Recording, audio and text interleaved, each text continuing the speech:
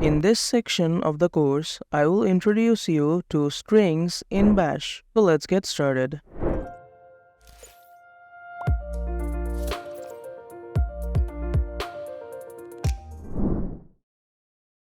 Now, the most obvious question which would come in your mind is, what is a string? To put it in simple words, a string is a sequence or a combination of characters which is enclosed by either single quotes, double quotes, or it can have no quotations. However, here is a catch. If a string having no quotations contains space characters, it will cause unexpected errors. So it is a good practice to enclose the string using single quotes or double quotes when defining a string.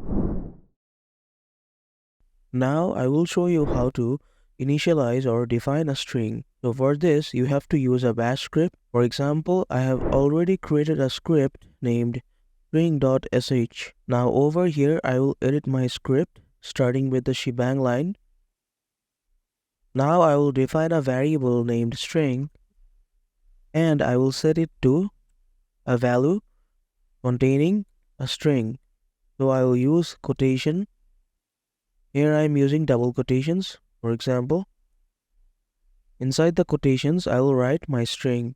For example, I will write this is a string.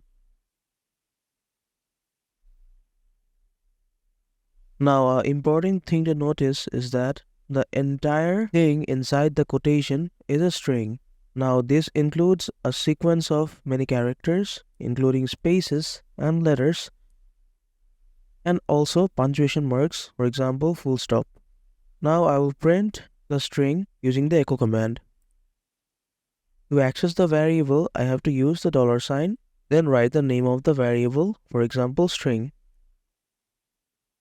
So my script is complete. Now I will save it using Ctrl S and exit using Ctrl X.